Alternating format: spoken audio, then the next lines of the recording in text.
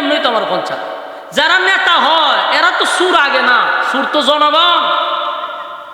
আপনারা যে নেতারা আমরা বহি, চেয়ারম্যানরে বহি, এমপিরে বহি, আরে ভাই চুরিদারি তো আপনারা আগে করছেন, বেচারা আপনারা আগে দিছে, এখন আমরা তেল নিব, এডি সিস্টেম। কথা কয় না?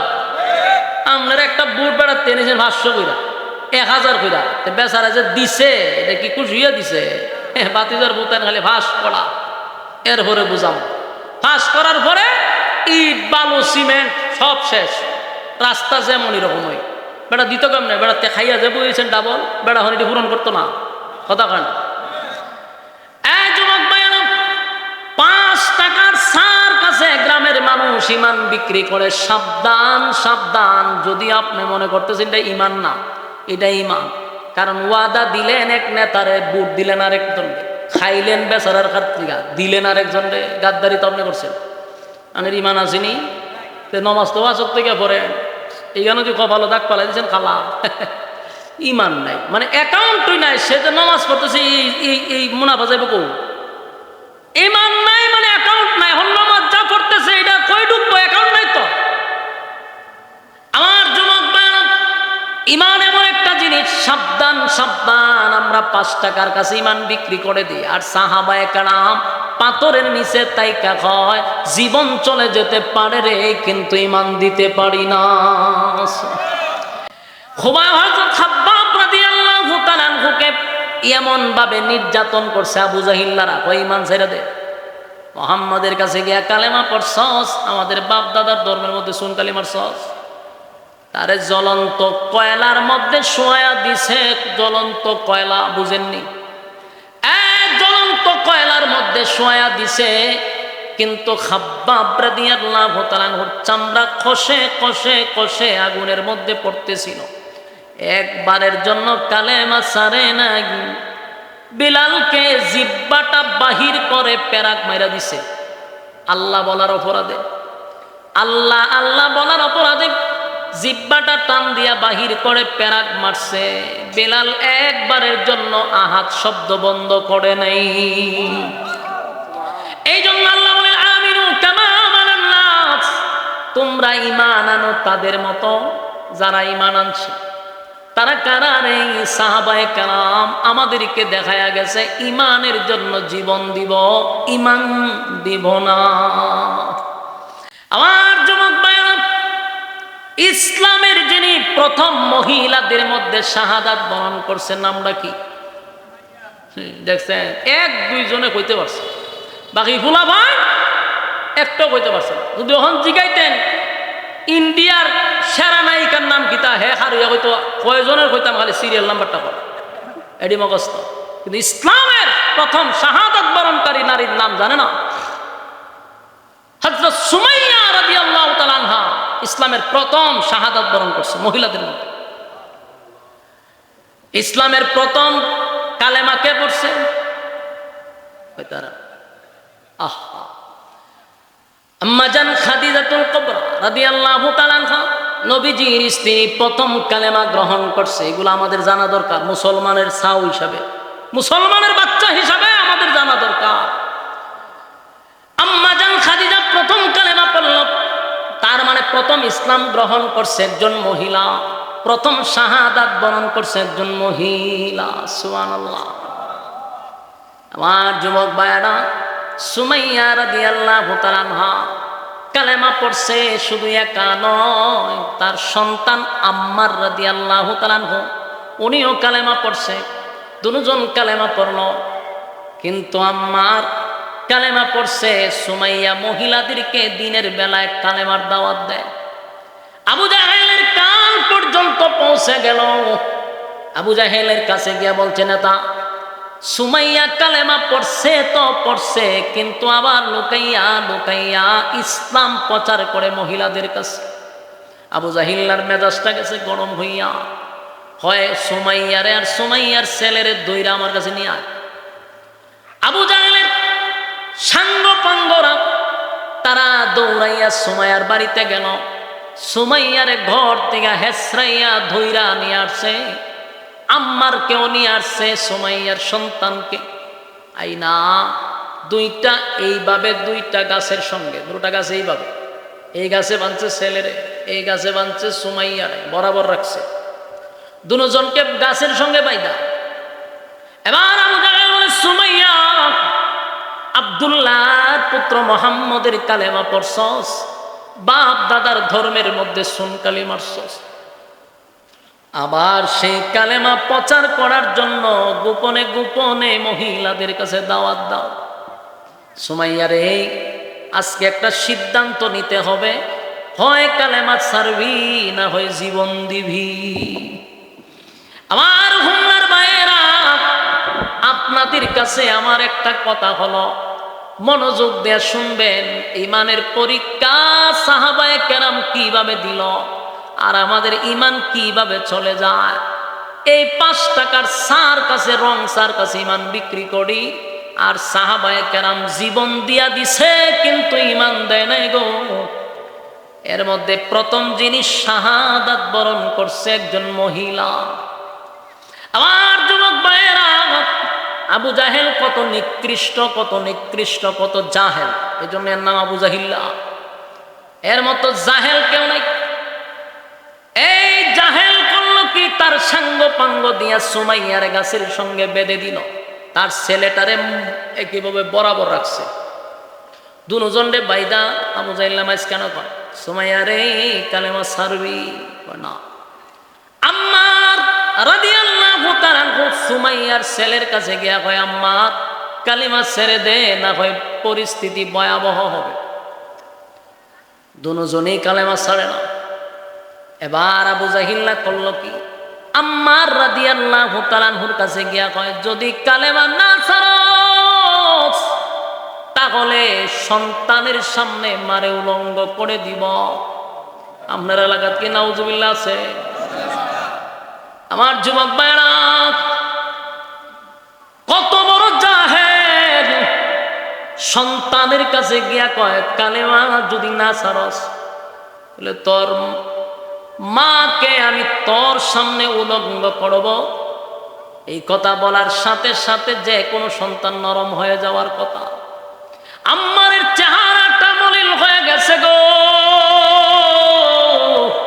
কিন্তু ওই দিকে সুমাইয়া রাদিয়াল্লাহু তাআলা বলে, আমার কলিজার সন্তান শুন, ভালো করে শুন, আমি এমন সন্তান জন্ম দেই নাই যেই সন্তান একজন কাফেরের কাছে তার ঈমান ছেড়ে দিবে। সুবহানাল্লাহ, আল্লাহু আকবার বলেন। এমন মা, যেমন মা তার তেমন সন্তান। আল্লাহু আকবার। মা সন্তানকে নসিহত করতেছে, বাবা সাবধান, একটা বেঈমানের সামনে তোর ঈমান নষ্ট করবি না। আমার যা হবার তা হবে, কিন্তু ঈমান ছাড়া যাবে না।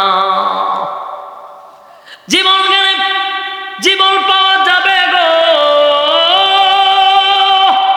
জীবন গেলে জীবন পাওয়া যাবে রে। এই ক্ষণস্থায়ী দুনিয়াতে বেশি দিন থাকতেও পারবো না।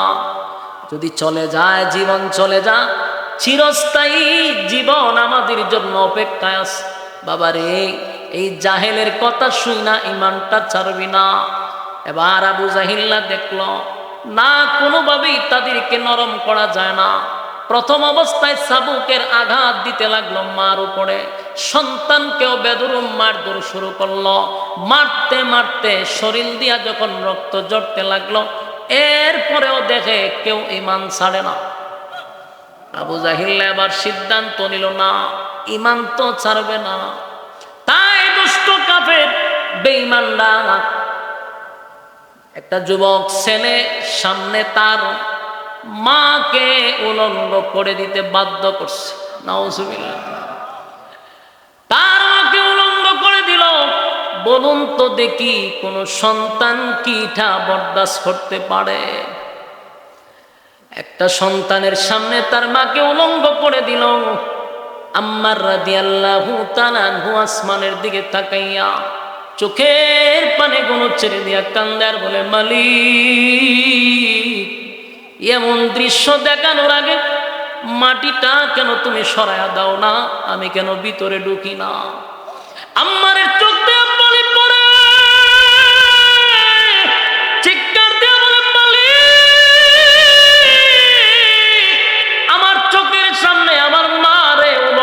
করে দিল, আল্লাহ তুমি মাটিটা সরায়া দাও, আমারে মাটির ভিতরে ঢুকায়া দাও। এমন দৃশ্য আমারে তুমি দেখাইলাম। কিন্তু সুমাইয়া তার সন্তানের ঈমানের জন্য বারবার চিৎকার দিয়া বলে, কলিজার টুকরা সন্তান, এই দুনিয়া ক্ষণস্থায়ী নয় রে, ক্ষণস্থায়ী নয়। বাবা কোনো পরিস্থিতিতে ঈমানটা ছাড়বি না, ঈমানটা ছাড়বি না। আবু জাহেলের মেজাজ আরো গরম হয়ে গেল, আরো গরম হয়ে গেল। এত কিছু করার পরও তারা ঈমান ছাড়ে না। এবার আবু জাহেল হাতের মধ্যে একটা বর্ষা লইছে, বর্ষা লইয়া সন্তানের সামনে মার লজ্জাস্থানে একের পর এক আঘাত করতে লাগলো। আঘাতে আঘাতে মা রক্তাক্ত হয়ে গেছে। আম্মার একটা চিৎকার দিয়া বলে, মালিক, ঈমানের জন্য আমার চোখের সামনে আমার মাকে এমন অবস্থা করলো, আল্লাহ তুমি তাদেরকে ছেড়ে দিও না। কিন্তু সুমাইয়া রাদিয়াল্লাহু তাআলা আনহা জীবনের শেষ মুহূর্তে যখন উনি শাহাদাতের পেয়ালা গ্রহণ করবে, সুমাইয়া যখন দুনিয়া থেকে বিদায় হয়ে যাবে, এমনভাবে নির্যাতন করছে, রক্তাক্ত হয়ে গেল। তখনও শেষ বেলায় নিজের সন্তানকে নসিহত করতেছে, বাবা রে, আমি হয়তো বা কিছুক্ষণের ভিতরে আমি বিদায় হয়ে যাব, আমি মা হইয়া তোরে বলে গেলাম, এদের অত্যাচারের কারণে, এদের নির্যাতনের কারণে ঈমান নামক এই দৌলত বিক্রি করবি না। এই একটা জবান বন্ধ রাখবেন না, বলুন আল্লাহু আকবার। আরো জোরে বলেন আল্লাহু আকবার। এই ঈমানের আওয়াজ দিয়ে বলেন আল্লাহু আকবার। এই জন্য আল্লাহ বলেন, আমিনু কামা আমানান নাস। আল্লাহ বলেন, বান্দা ঈমান আনো তাদের মতো, কারণ তারা দেখায় গেছে ঈমানের পরীক্ষা কেমনে দিতে হয়, জীবন দিয়া দিছে, ঈমান ছাড়ে না, ঈমান ছাড়ে নাই, ঈমান ছাড়ে নাই, ঈমান ছাড়ে নাই। আমার যুবক ভাইরা, আমাদের উপরে এত বড় মুসিবত এখনো আসে নাই। শুধু 5 টাকার রং চা দেখলেই যদি ঈমান ছেড়ে দেয়, যদি আমাদের উপরে ঈমানের জন্য মুসিবত আসে। ফিলিস্তিনে যেইভাবে মুসলমানরা ঈমানের পরীক্ষা প্রতিদিন দিতেছে, বাবার সামনে সন্তানের লাশ, সন্তানের সামনে বাবার লাশ, এরা কিন্তু ঈমানের পরীক্ষা তাদের উপরে অলরেডি শুরু হয়ে গেছে।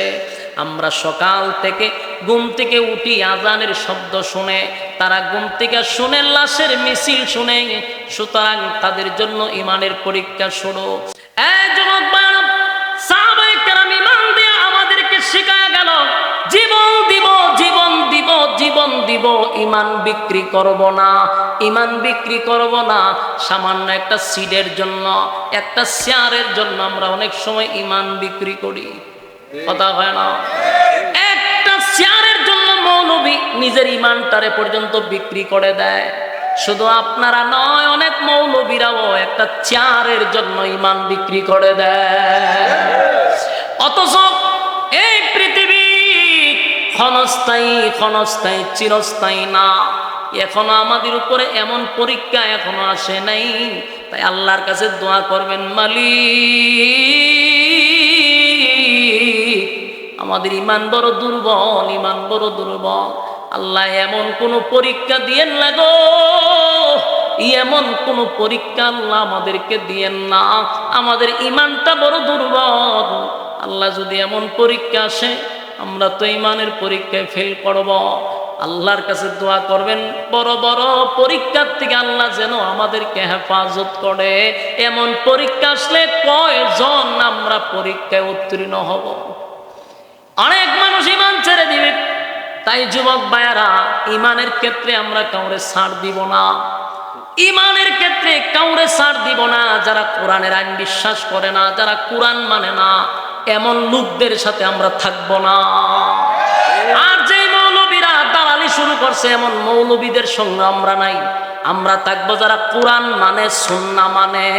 যারা কোরআনই মানে না, তাদের সঙ্গে আমাদের কিসের সম্পর্ক? ঠিক, কোরআন সাথে আমার কিসের সম্পর্ক? এতে যদি মৌলবী হয়, মৌলবীর বিরুদ্ধে অ্যাকশন শুরু হবে। কারণ ইমানের ক্ষেত্রে কাউকে ছাড় দিবে না। হ্যাঁ, তুমি আমার মহব্বত করে ভালোবাসো, ঠিক আছে, কিন্তু ইমানের ক্ষেত্রে কোনো আপোষ চলে না। কারণ আমার ইমানের ব্যাপার। আমি গুনাহ করছি, শাস্তি পাবো, এটা স্বাভাবিক। আমি দুনিয়াতে থাকা অবস্থা আমার অপরাধ হয়েছে, আমি আল্লাহর নাফরমানি করছি, এটার জন্য শাস্তি পাবো। কিন্তু ইমান যদি চইলা যায়, তাহলে আমার তো আর কোনোদিন জান্নাতের আশাও না। এই জন্য ইমানের ক্ষেত্রে কারো সঙ্গে আপোষ হবে না। কথা এখন ঠিক? আজকে যা শুরু হয়েছে দেশ, আমরা মনে করছিলাম দ্বিতীয়বার স্বাধীন হওয়ার পর একটা ঐক্য তৈরি হবে। জাতি হতাশ ছিল, যেটা ঐক্যের আশা ছিল। কি এর ঐক্য? মৌলবীর মধ্যে গুতাগুতি শুরু হয়েছে।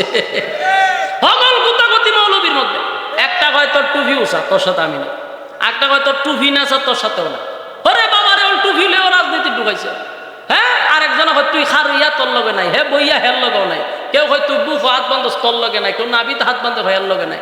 আমার দুঃখ হইল এটা, যারা খারইয়া এরা আল্লাহ কয় যান, নবী কয় যান, কোরআন কয়টা? এই তিন জায়গার তো এক আছে। তিন জায়গা তার ইমান আছে, তার সাথে আমি আছি। হারিয়ে রয়েছে, হারিয়ে থাক। কেউ বইয়া পড়ে বইয়া থাক, তিন জায়গায় তো এক আছে। কথা কয়টা? কোরআন, নবী, আল্লাহ, এই তিন জায়গায় যেহেতু এক আছে, তার সাথে আমার কোনো সমস্যা নাই। আকীদা স্বাভাবিক থাকতেই পারে। গুতাইতে যাবে আকীদা বানানো, ওই বেটা আকীদা বানানা তা হোক, তিন জায়গায় তো এক আছে। আর অনেকে তো হয় কোরআনই মানি না, এর সাথে আমরা যাবেন কেন? মানে আকীদা লইয়া গুতাগুতি শুরু হয়েছে। আকীদা, একজনের আকীদা হইল সে বুক হাত বান্ধে, বান্ধুক রে ভাই, বুক হাত বেঁধে নামাজ শুরু কইব। নাবিদ বান্ধে, বান্ধব ও নাবি তোর বুক হলিয়া লেগেছে মারামারি, একবার তুই নাই। কথা হয় না? যার হাত নাই এখন কুনানো বান্ধব খ এলে কি নামাজ হইতো না? আমি তো বিভিন্ন দেশে গেছি, আমি নিজে দেখছি, কত জায়গা দেখছি হাত বান্ধেই না, এমনি খালি ও এইটি বলো নামাজ। আচ্ছা, এইরকম যদি মুসলিম বাংলাদেশ হইতো, মসজিদ বাইরে মাইরাই হসপিটাল ভাড়া দিত। তো জিগাই তো যে এরা মাথাও তো ফাটছে, নিয়ত বানছে, এলে মাথা ভাড়া দিচ্ছে। কিন্তু বাহিরের দেশে গিয়ে দেখছি কেউ হাত ছেড়ে নামাজ পড়তেছে, কেউ শার্ট প্যান্ট ভিন্দা পড়তেছে, কেউ পাঞ্জাবি ভিন্দা পড়তেছে। ভাই, যার যেমন মন চায় সে দাঁড়াইছে, আল্লাহরই তো সেজদা দিতেছে নাকি? এরা পড়তে দেন না? ওরে বাবা রে বাবা, কে রে হাত বানলো না রে, ভিড়া ভিড়ি করে মসজিদের মধ্যে দুই ভাগ। এই ভাগ হয়েছে এরকম, আমরা বুক হাত দৌড় না আলাদা মসজিদ, নাবিদ হাত দৌড় না মসজিদ আলাদা, ভাগ হয়ে গেছে না? ভাগ হয়ে গেছে। এটা হলো বাংলাদেশ, যে দেশে অত গুতাগুতি, এই দেশের মানুষের অবস্থা তিরমর কথা। কথা কই না দি লক্ষণ আমরা বেশি ভালো না। কথা বুঝতেছে? সারাটা জীবন আমরা মৌলবীরা টিস্যু ইয়া রইছি, যে কোনো দলে আসুক আমরা ব্যবহার করছে টিস্যুর মতো। বাস আমরা টিস্যু হিসাবে ব্যবহার করে, ক্ষমতা গিয়ে হুজুর দূরে যান, হুজুর লাগাই দে মৌলবাদী নামের আগে দিয়া। তো ভাই সাহ, আরা জীবন কি মানুষের ফাঁস হাঁটবেন? নিজে একটা প্ল্যাটফর্মে আসার দরকার না? আমরা টুফি খান, উষা খান, নেশা খেয়ে হাত উপরে খান, নিচে ইত্যাদি যদি তালাশ করেন, জীবনে ঐক্য হইব? কথা বলেন না, তুই মানে ঐক্যের আশা করেন কার কাছে? ফাইজলামি ছাড়েন, ঐক্য হন। ঐক্যের কারণে ইসলামের স্বার্থে যার যার আকীদা তার কাছে, দিন ইসলাম সবার কাছে। কথা কয় না? ঐক্য ছাড়া বিকল্প রাস্তা নাই। আবার আমাদের আয়না করে ঢুকানো হবে, আবার আমাদেরকে রিমান্ডে দেওয়া হবে, আবার আমাদেরকে ঘুম করা হবে। যদি না মৌলবীরা এক না হইতে পারো, তোমাদের কপালে শনি আছে। আমার কথাগুলি রেকর্ড আছে, লেখা রাখেন। যদি ঐক্য না হয়, আবারও সেই আয়নাঘর আমাদের জন্য তৈরি করা হবে। রাজনীতিতে আমাদেরকে বলির পাশা বানানো হয়। এই দেশে টিকে থাকার জন্য মৌলবীদেরকে জঙ্গি বলে বহির্বিশ্বে বোঝানো হয় আমরা জঙ্গি দমনে আছি। আমাদেরকে বানায় জঙ্গি, আর এরা কয় আমরা এদেরকে দমন করার লেগে আছি। 16 বছর এইভাবেই থাকছে। আমার কথা কি বুঝেন আপনারা? 16 বছর কি কার্ড দেয়া থাকছে? জঙ্গি কার্ড দেখায়া। যখনই সরাইতে চায় জঙ্গি সরাই, তখন এই লোক তো টাকার দরকার। আবারও আমাদেরকে একই সিস্টেমে পাঠার বলি শুরু করবে। তো মৌলবী আসনা বুক আর নাবি তার দিবার লেগা কোনো জায়গাতে আদবান বলে দিত না। এখো এই ঐক্য যতদিন না হবে, আমাদের কপালও বহুত মুসিবত আছে। আমার যুবক ভাইরা, এই পৃথিবী এমন একটা জায়গার মধ্যে আমরা পড়ছি, চতুর্দিকে ফিতনা, যাবেন কই? আল্লাহ নবী বলছিল এমন একটা জামানা আসবে ইমান রাখা এতটা কষ্ট, জ্বলন্ত কয়লা হাতে রাখলে যেরকম কষ্ট হয়, এটা হলো এই জামানা, এটা হলো এই জামানা। এখন ইমান ধরে রাখা বড় কঠিন, বড় কঠিন। কেমনে বুঝবেন যে বেচারা ভালো না মন্দ? 5 ওয়াক্ত নামাজ পড়ে মসজিদে, ভালো দাগ ফলাই দিছে, দাড়ি 22 লম্বা, হাজি সাহেব তসবিহ তো দেখবেন টেকা লাগাই রাখছে গ্রামে, চা খায়, সুবহানাল্লাহ সুবহানাল্লাহ সুবহানাল্লাহ পড়তেছে, মাশাআল্লাহ কি তসবিহ ফুটানি পড়াইতেছে, আমাদা চিন্তা করতেছে সারা গ্রামে কতজন লাগাই রাখছে, মাসায় না দিয়া যায়। বাস্তব না বাস্তব? আমার জীবনে বাস্তব নিজের চোখে দেখা ব্যক্তি দেখতে বলতেছে। ওই আপনারা দেবিদ্যার নাম শুনছেন নি? হ্যাঁ, আমি দেবিদ্যার পড়ছি, এখানে অনেক বছর ছিলাম। তো একজন আজি আছিল, ওই গত সরকারের খুব পাওয়ারফুল লোক আছিল, পাপড়ি বাবেরা বয়ে কেউ কত গেছে। এই বেচারা দেখতাম তসবি একটা আতলিত, তসবি তোর ভাই ফরার নিয়ত থাকলে আমার ফোফটো যদি তসবি থাকে কেউ জানবো? আমি যদি ভিতরে 8টা ঢুকাইয়া পড়ি কেউ তো জানতোই না যে আমার ফোফটো কিতা। এটা হইলো লিওয়াজ ছিল আল্লাহর জন্য। তসবি একটা লই হাতের মধ্যে, সুবহানাল্লাহ সুবহান, এটা কিতা, এটা উদ্দেশ্যটা কিতা আমার বোঝানো হয়, লোক দেখানো, কথা কয় না? তসবি আমার পকেট আছে পাঞ্জাবি, এটার ভিতরে ঢুকে তো আমি সুবহানাল্লাহ সুবহানাল্লাহ পড়তে, আমার সাথে কথা বলতে, আমি আমার মতো কাজ করতে এত বুঝতেছে না, আমার উদ্দেশ্য আল্লাহর জন্য। ওখান তসবি বাড়ি করে সুবহানাল্লাহ সুবহানাল্লাহ, এটার উদ্দেশ্য ভালো না। এই লোকে দেখতাম প্রতিদিন এই গেলই এইভাবে সুবহানাল্লাহ সুবহানাল্লাহ পড়তেই থাকতো, টুপি একটা মাথা। কিন্তু এই লোক এমন কোন গ্রাম নাই যে তার কাছে টাকা নিচ্ছে না, আর এমন কোন লোক নাই যে তার অত্যাচারের শিকার হয়েছে না। তার বাহিনী দিয়া মানুষের দোকান ফাট সব দখল করে রাখছে, কিন্তু আমি তারা দেখতাম সব সময় তসবির মধ্যে সে মশগুল থাকতো। তো একদিন আমার আবার খুব মহব্বত করতো, কেড়ে করতো, এটার একটা কারণ হলো আমি তখন ছোটখাটো বক্তা, গ্রামের প্রতিটা অলিতে গলিতে আমি বয়ান করতাম। তো যারা দেখবেন একটু নেতা টাইপের, এরা গ্রামের যতটা মাহফিল হয় এরা নাম দেওয়ার লাগে, না নাম দিলে মাহফিল করতে দেন। আগে 16 বছরের কথা কইতাছি, এই এলাকার বড় নেতা না, অনেক নাম না দিলে মাহফিল করতে দেন, ডরায়া মানুষের নাম দেয়।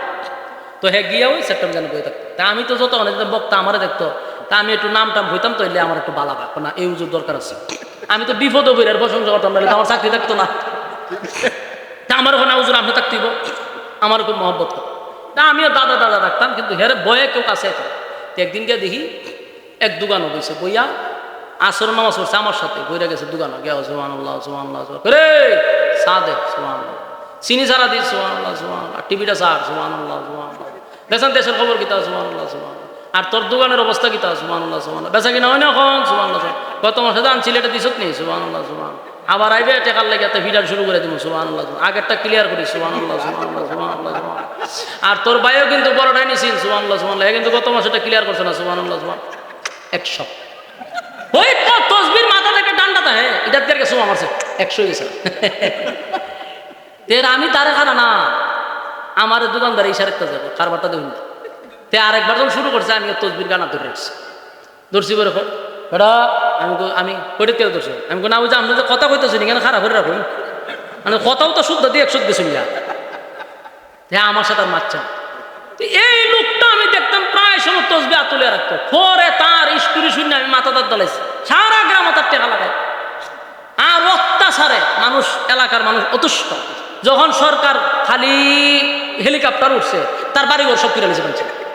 ও মানে বাইরে মানুষের যত কি মানে ভিতরে যত জ্বালা আছে সব মিটাই যাচ্ছে, বাতিজা টাতিজা যত দোকান আছে সব কিনে হোমানে গিয়ে ফিরানো শুরু করছে। বাইক গেছে, হয়ে গেছে, সম্পত্তি ভালো আছে। এটা দিয়ে কি মেসেজ দিল? দুনিয়ার রাজত্ব বেশি দিন না, আজকে হিরো কালকে জিরো বানাইতে আল্লাহ সময় লাগে না। এটাই আল্লাহ বারবার বুঝাইতেছে, সাবধান, চেয়ারে আমি বসাইছি, আমি তোরে চেয়ারে বসাইছি, যদি চেয়ারের ক্ষমতা পাইয়া অপব্যবহার করস, চেয়ার থেকে জুতা দা ফিরে এলামাইতে আমি আল্লাহর সময় লাগে না। আল্লাহ মানুষকে ইজ্জত আর সম্মান দিয়া চেয়ারে বসায়, বসার পরে যদি মানুষের উপরে জুলুম করো আর অপব্যবহার করো, আল্লাহ ভাই বসাইছি না সম্মান দিয়া, জুতা দা লামামা লামাইছি না জুতা দিয়া। এখান থেকে অনেকের শিক্ষা গ্রহণ করা দরকার। আমরা এতে শিখবো আমরা যেন মানুষের উপরে জুলুম না করি। মানুষ বিগড়ায় গেলে গা চেয়ার তাকে না, কথা কয় না, মানুষ বিগড়ে গেলে চেয়ার তাকেনি। আমার যুবক ভাইরা সাবধান,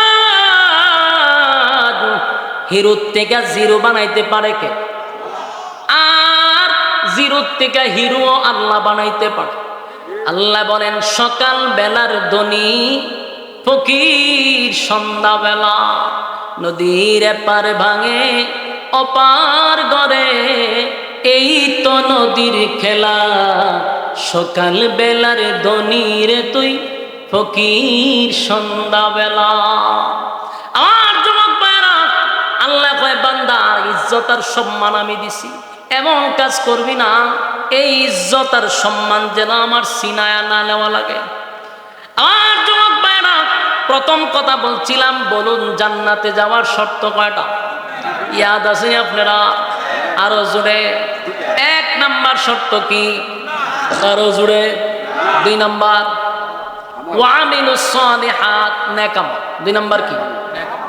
আল্লাহ বলেন ইন্নাল্লাযীনা আমানু ওয়া আমিলুস সালিহাতি কানাত লাহুম জান্নাতুল ফিরদাউসি নুজুলা। আল্লাহ রাব্বুল আলামিন বলেন নিশ্চয় আমি ওয়াদা দিলাম যারা ঈমান আনলো নেক আমল করলো আমি আল্লাহ তাদেরকে জান্নাতুল ফিরদাউসের মেহমান বানায়া দিব। এই লড়াছড়া করে কেন রে?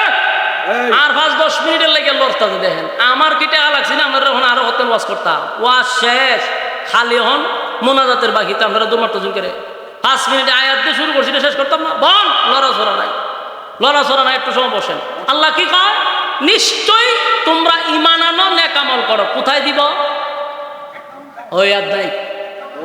আল্লাহ বলেন ইন্নাল্লাযীনা আমানু ওয়া আমিলুস সালিহাতি কানাত লাহুম জান্নাতুল ফিরদাউসি নুজুলা। তোমরা যদি ঈমান আনো নেক আমল করো, ওয়াদা দিলাম আমি আল্লাহ জান্নাতুল ফিরদাউসের মেহমান বানায়া দিব। এরপর আল্লাহ বলেন খালিদিনা ফিহা লা ইয়াবগুনা আনহা হিওয়ালা। এমন এক জায়গায় তোমাদেরকে ঢুকাবো, এই জায়গায় যদি কোনো মানুষ একবার ঢুকে রে আর কোনো দিন বাহির হইতে চাবে না। সুবহানাল্লাহ।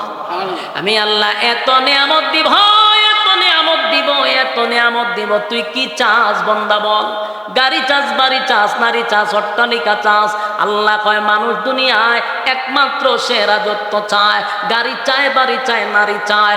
এই মানুষের যে আশঙ্কা দুনিয়ায় থাকে, আল্লাহ কয় যদি তোরা ঈমান আর আমল লইয়া জান্নাতের ভিতরে ঢুকস, ওয়াদা দিলাম খালিদিনা ফিহা লা ইয়াবগুনা আনহা হিওয়ালা।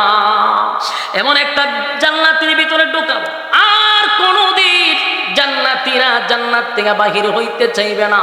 কারণ সর্বনিম্ন একটা জান্নাতীকে আমার আল্লাহ এই পৃথিবীর 10টা পৃথিবীর সমান জান্নাত দিবে। একেবারে সর্বনিম্ন জান্নাতীকে আমার আল্লাহ কমপক্ষে 72টা বউ দিবে। ওমা সুবহানাল্লাহ। কয়টা বউ? 72টা বউ দিবে আর 10টা পৃথিবীর সমান রাজত্ব দিবে। এত এত নিয়ামত পাওয়ার পরে বলুন তো দেখি আপনারা কি বাইরে হইতে চাইব? যেই জান্নাতের ভিতরে মরণ নাই, যেই জান্নাতের ভিতরে অসুস্থতা নাই। এই মাদ্রাসার কথা গুড়াগাড়া ভোলা বানাই না বয় আটকাইডির একসাথে তুলে লয়ে যায়। এটি তো ভাই আসার কথা কে বলছে আর নেওয়ার কথা কে বলছে? পুরা পরিবেশটা ধ্বংস করে দেয়। দুরূদ শরীফ পড়েন আল্লাহুম্মা সাল্লি আলা মুহাম্মাদিন ওয়া আলা আলি মুহাম্মাদ কামা সাল্লাইতা আলা ইব্রাহিম ওয়া আলা আলি ইব্রাহিম ইন্নাকা হামিদুম মাজিদ। এই মাহফিল প্রত্যেক বছর হইতো কারা কারা হাত তোলেন? সাপোর্ট দিয়েছেন কারা? হাত তোলেন। এটা কি অন্তর থেকে তুলছেন না এমনি ফরমালিটি? আরো কথা কয় না, অন্তর থেকে বলেন। প্রত্যেক বছর এই মাহফিলটা হইতো। আল্লাহ তুমি মাহফিলকে কবুল করো। আমিন। হাত তুলেন না কার পুরা ঠাড়া ঠাড়া। কারণ ইনশাআল্লাহ আমরা এই মাহফিলের সাথে আসি ইনশাআল্লাহ। বিসমিল্লাহ খান। পকেটার দোকান দোকান দেখে লই কে কতটুক ঢুকাইছেন আর দোকান এই কমিটি কই ঢুকেন যার পকেটে যতটুকু আছে খালি শরিক থাকবেন, দুয়ার আগে কিছু দিলে দোয়া কবুল হয়। এই উদ্দেশ্যে কমিটি আমারে বলে নাই যে হুজুর আপনি কালেকশন করেন, বলছে কেউ যদি ইচ্ছায় শরিক থাকতে চায় আমরা অসুবিধা নাই, কিন্তু কারো কাছে জোরাজুরি করতে রাজি না।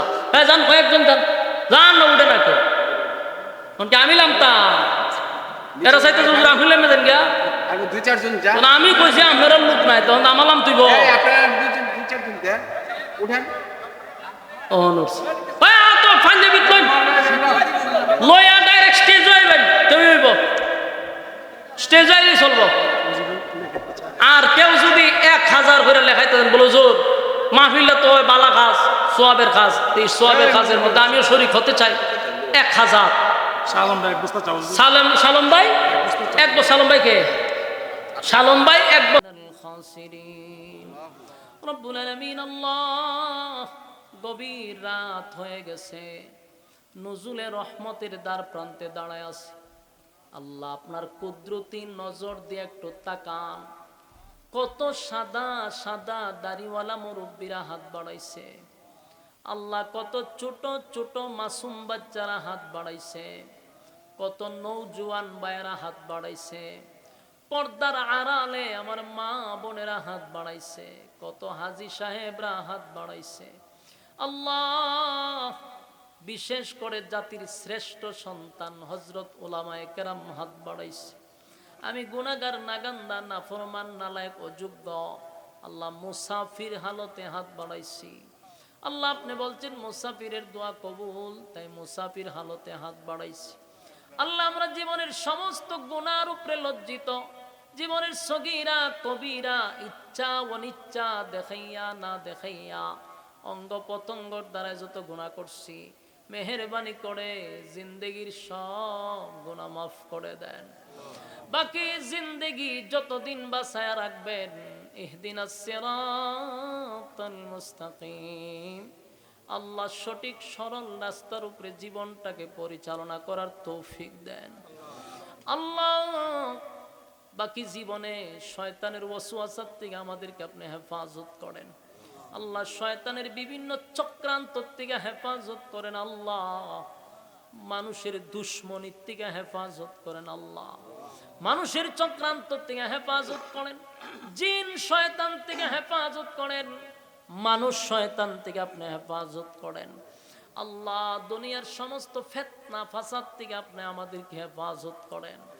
আল্লাহ তামাম জিন্দেগির গুনার বোঝা লইয়া নুজুলে রহমতের দিন জুমার রাত্রি, আল্লাহ দোয়া কবুলের রাত্রি, এই রাত্রিতে আপনার মহব্বতের বান্দাদেরকে নিয়ে হাতটা বাড়াইছে। আল্লাহ আজকের এই দিনে আমাদেরকে যদি আপনি মাফ করে দেন, কেউ আপনাকে জিজ্ঞাসা করবে না, কারো কাছে আপনার কৈফিয়ত লাগবে না, কিন্তু আমাদেরকে যদি মাফ না করেন আল্লাহ আপনার তো ক্ষতিও হবে না, আপনার কোনো লাভও হবে না। আল্লাহ মেহেরবানি করে আপনার গোলাম হিসাবে অন্যায় করছি, অপরাধ করছি, জিন্দেগির গুনাহ আপনি মাফ করে দেন। আপনার বান্দাগুলি ঘন্টার পর ঘন্টা প্রচন্ড গরমের মধ্যে আল্লাহ নরমাল বিছানাতে বসে বসে কোরআনের কথাগুলি মৌমাছির মতো বসে এক ধ্যানে কথাগুলি শ্রবণ করছে। একটা লোকও উঠে নাই, বড় মনোযোগ দিয়া কথাগুলি শ্রবণ করছিল। আল্লাহ যেই কথাগুলি বলনেওয়ালা বলছে, শুননেওয়ালা শুনছে, আল্লাহ উভয়কে আপনি আমল করার তৌফিক দেন। কথা বলতে গিয়ে